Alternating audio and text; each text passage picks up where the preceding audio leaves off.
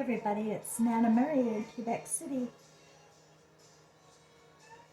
Well, the skies are ominous since 5 a.m. I woke up and the skies were pink. And now they've been changing color to dark blue, light blue, and now kind of a dull gray, smoggy look. How's the weather where you are? In British Columbia, it's 40 degrees. That's about 110.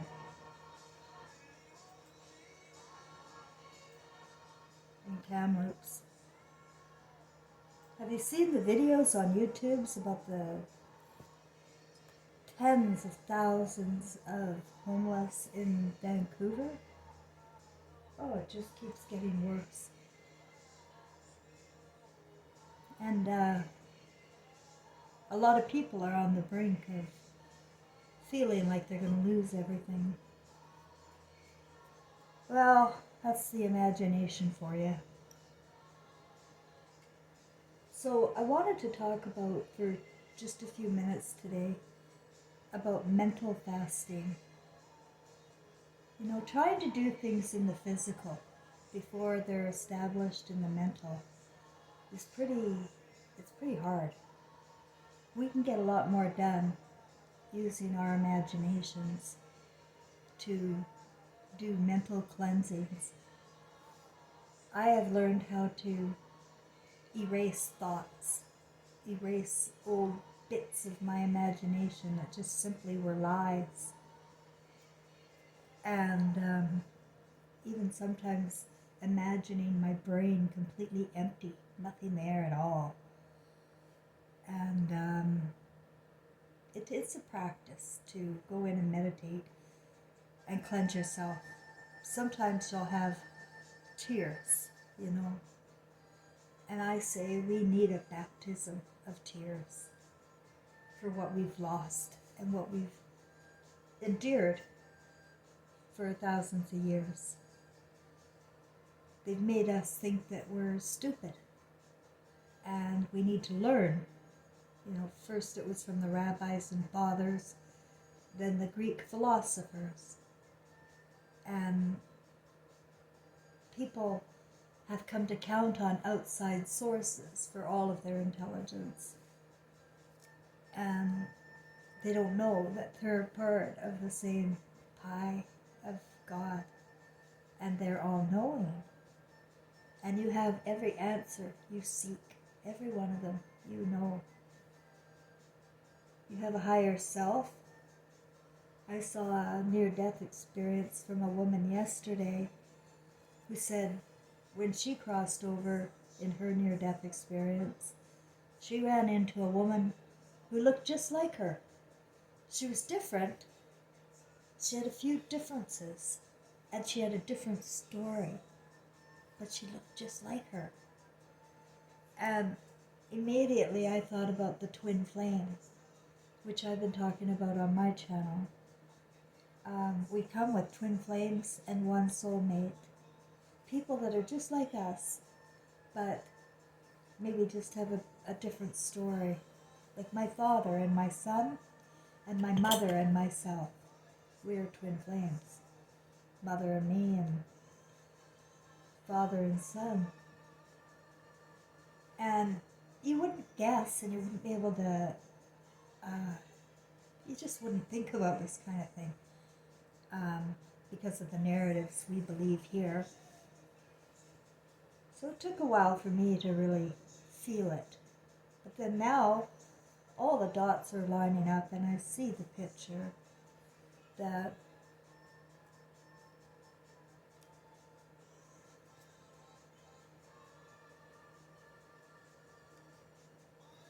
we have to find a way, and that the only way is mentally. We have to find a way to mentally recover our strength. People live in shame and fear. And it's because their imaginations have been taken away into things that conflict with our source. Now, whether or not people are aware of that, I don't know. They just may be acting out in different ways. But trust me, we're all of the same pie of Christ. And if we learned to ignore outside and to just focus on inside, and learn how to trust ourselves again, a miracle could happen. A miracle. You can change any feeling you have that you want to change. Like, if you're stressed, anxious, depressed, and you don't know why, and you may be taking it out on other people, it's time to go inside. And when you do go inside, I hope you go in with love. Like, you don't go in to attack yourself. Oh, I can't tell you how many times I've said, I just can't stand myself today. I can't stand these feelings. I can't stand this way of thought. What is this? And it's because we're bombarded in the media, in the devices. It's our lifestyle now, and they're feeding our brains. And our brains are just like computers. And will take the information and store it. And sadly, go along with the program from there on in. Twin flames of ours, like my mother, for example. Oh my God, we're so identical. It's not funny. But she was so different from me in her feelings. She was very angry and bitter and blame outside. It's all blame, blame. But we were very much the same. I'm same with my father and son. Now, they were identical, and they lived identical lives, and they had identical mothers. My grandmother, I am a reflection of my grandmother. I don't quite know what that means yet, but that's what I know. I'm a reflection of my grandmother, Gross Close. She's from Lofton, Norway. Immigrated to Canada in 1910.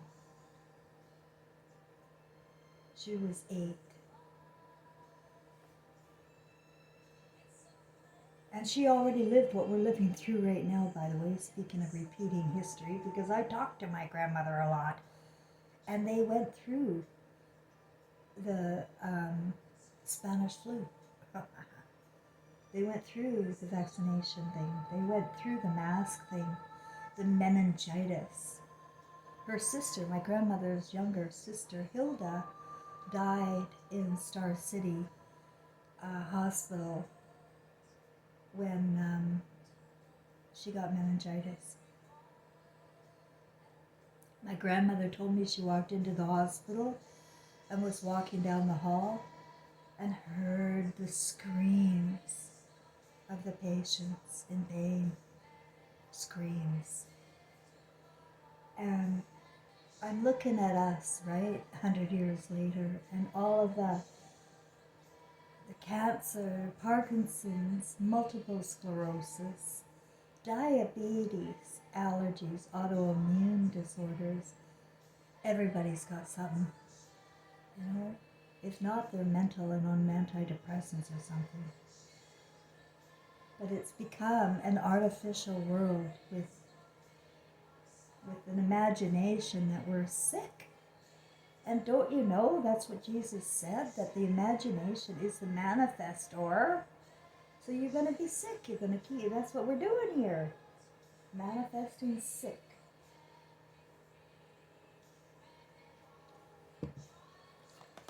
Now, as everybody knows, I'm going through a lot of health problems.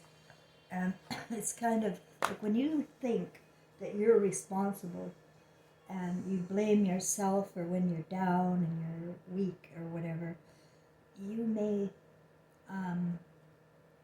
blame yourself all you want, but I know I'm being poisoned. I know I'm being radiated. And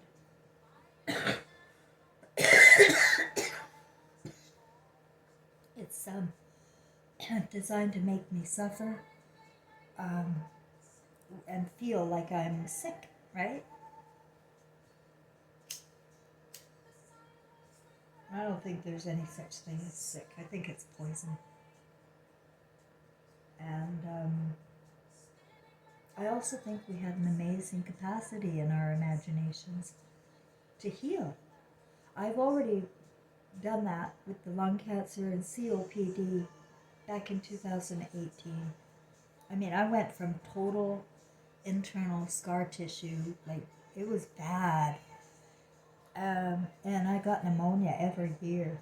I had to go on those steroids every year, snap my immune system back into. And I remember in 2015, the doctors said, we got this new pneumonia shot, and it's perfect for you, people with COPD. We want you guys to have a chance, they said. So, would you like to try the new pneumonia shot and avoid the hospital this year? So I said, oh, okay. I didn't really like the idea too much, but.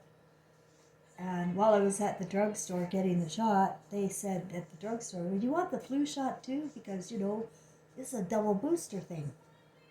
And at that point, I hated vaccines. I never really got them, but because I've been getting so sick, you go along with the program. It's in your imagination to do so. So, within, I don't know, a day? I think it was a day. It was a very short period of time. I was in the hospital with double pneumonia, the worst pneumonia I've ever had in my life. My organs failed, my heart and brain failed. But I got out of it. I didn't die.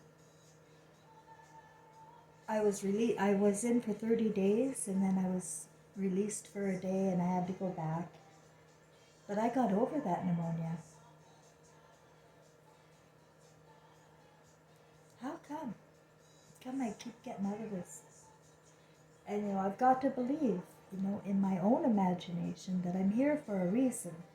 And I do know a lot of the reason is to kind of draw you a picture of my story and share intimate details about my story.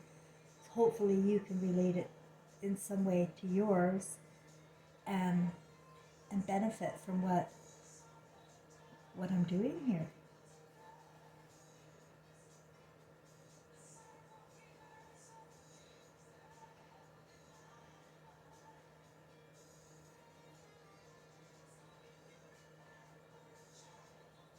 Using your imagination is as simple as closing your eyes and fantasizing.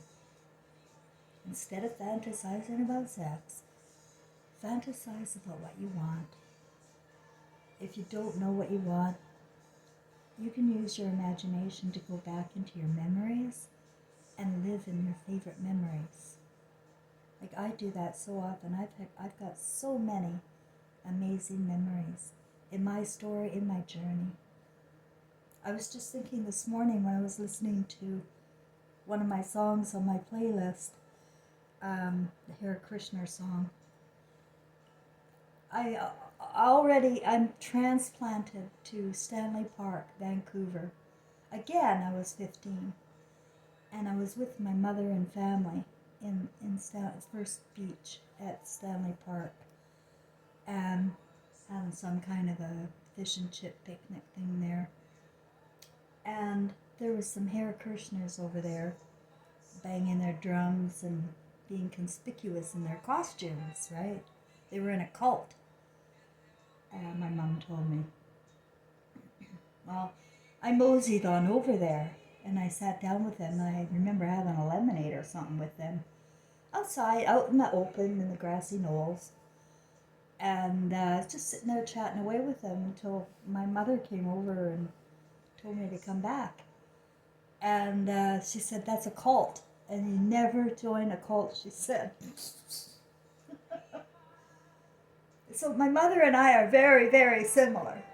It's just that she was brainwashed, in this cult, in this man-woman cult where you got to be a mad mother all the time, and um, you got to be bitter.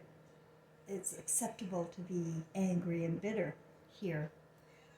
You get a lot more respect from people. I know the angry and bitter people in my family, they get a lot of respect. I mean, people are afraid of them, and so they don't want to cross them. And these people get away with a lot in their bad moods. They get away with a lot. That's how they control people. And so I've had to find ways around bad mood people, and the way I do it now is use my imagination to just say, I'm not a part of that. Whatever is going on in the anger and bitter person, I'm not a part of that. And you got to cut the tie. And I use my imagination to cut ties a lot. I use my imagination to close doors. The only thing I don't use my imagination for is to hide and lie to myself about what's real. I never do that. If I feel off or a little funny, I have to do some investigating and figure out why, and not allow myself to dwell in hell, if you will.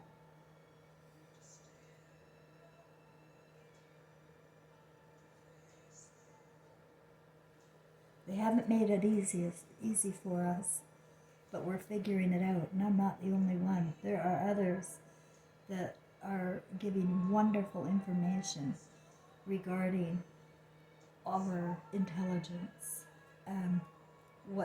What's coming back is our intelligence, hopefully. That's one side of the story. The other is that this world is collapsing. People are hot, they're flooded, they're sick, they're broke, they're scared about losing their money or losing their family. And it becomes a vicious in-home war instead of looking to see, where is this coming from? It's coming from media, the lies, the blatant crisis acting and storytelling. And yes, some of the media do tell the truth about the satanic blood-drinking administration and how they pay off people and blackmail people and threaten their families to get humanity under control for this new world order. That's what they want, and that's how they use money and fear to get it done. And so if people would stop worshiping money and realize fear is for fairy tales, because it's just a threat. Fear is not real. It's not real. You know what else isn't real? Israel isn't real. Yeah, they make up the funniest names for these places. But they've created an alternate reality, guys, using Hollywood. And what you can count on is this alternate reality is designed to control your imagination. That's it in a nutshell. And so you have to take charge of your own imagination and make it work for you. But I just got this picture in my head right now of Jesus sitting there by some bank, by a river, conjuring up a whole bunch of bread and fish for people who were hungry. And suddenly there was just enough for everybody. And I used to say that when Trevor would bring over a friend and he'd say, can he stay for supper? Yes, there's always enough. Always enough. When your imagination knows there's enough. But if your imagination is afraid and doesn't have enough, it's going to work like that. You know what I mean? It's going to manifest outside like that. You're going to be selfish. You're going to be afraid and stressed. What I found, like, because I'm on the brink, I went homeless, I went bankrupt, I'd lost everything. And I was used to the good life. I mean, I came from a high place and I fell hard. Only I really didn't fall hard at all. I'm not out on Hastings Street. I'm not a drug addict. I'm not in an institution anywhere. I'm not drunk. I'm not exactly what they expected I should be. Why? I got no family. Why am I so lucky?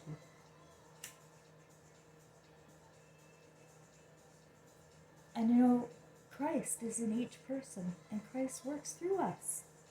And if each of us would tap into our light, into the beams in our eyes, and see things as they are, and not take in the imagination of fairy tales and people like Steven Spielberg and all of the other creepsters out there that write about demons and dragons and blood and gore and violence among people and cannibals and all that garbage.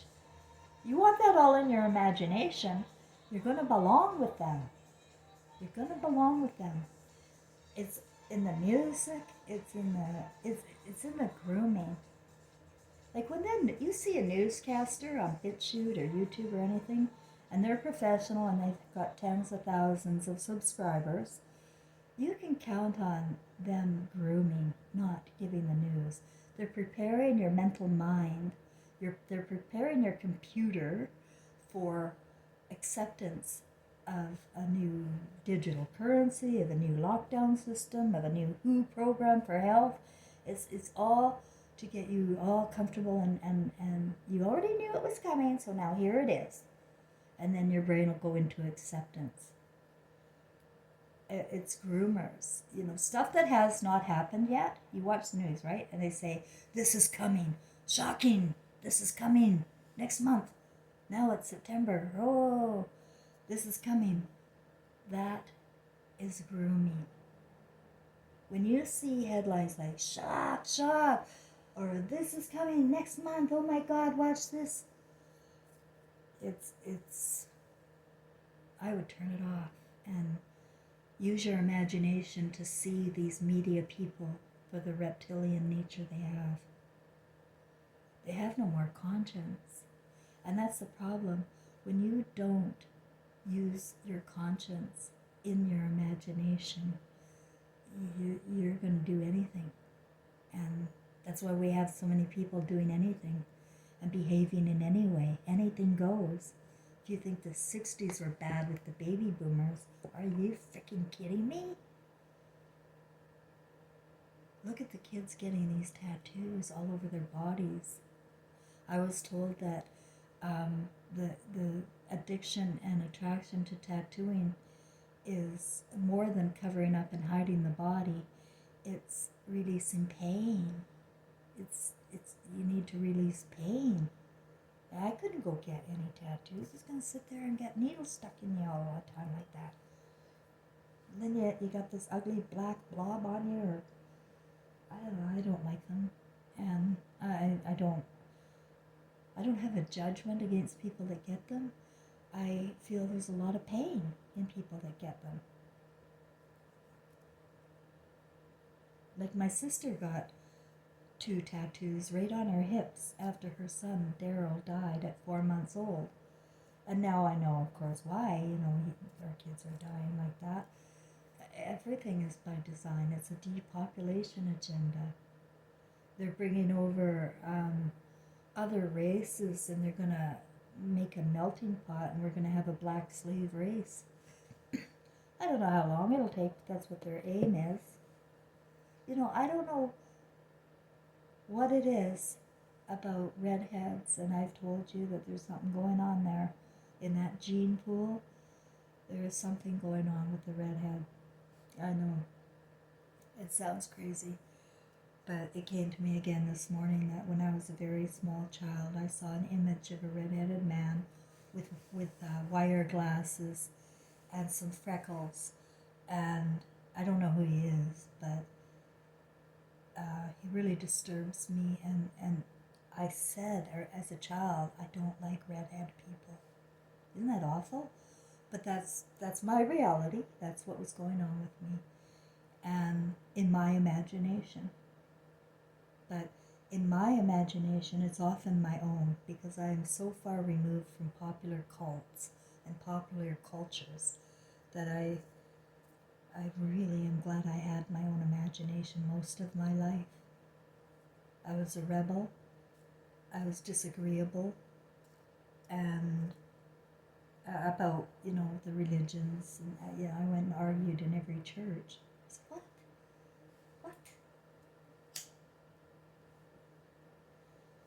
Why are we talking about fear, and why are we talking about Moses? Jesus came to debunk the Old Testament. King James came to reiterate that part, that it's a separate story. It's not of the same story. Jesus wanted no worship of idol stars.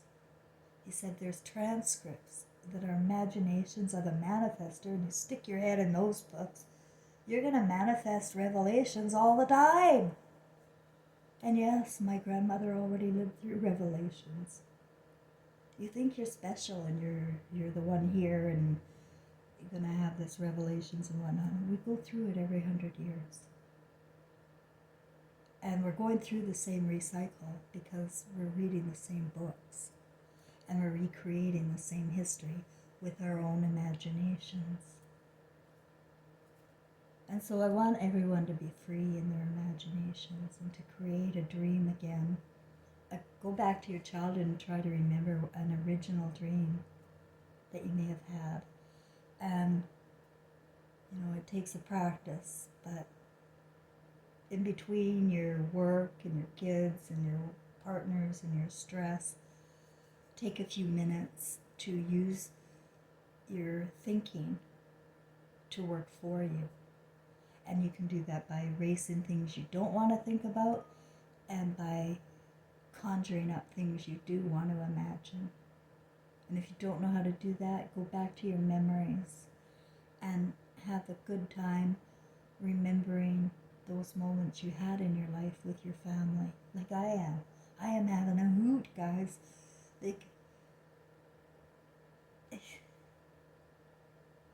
Life is seen so differently when you have clear vision and when you have a heart and you are not holding bitterness and judgment against your loved ones, you will see your story completely different.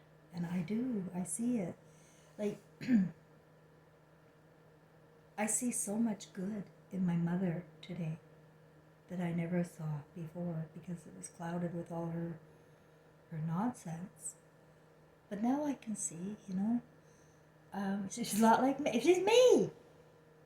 And so that must mean that I've come back to loving myself. And maybe that's my point here. To get back into knowing yourself and loving yourself.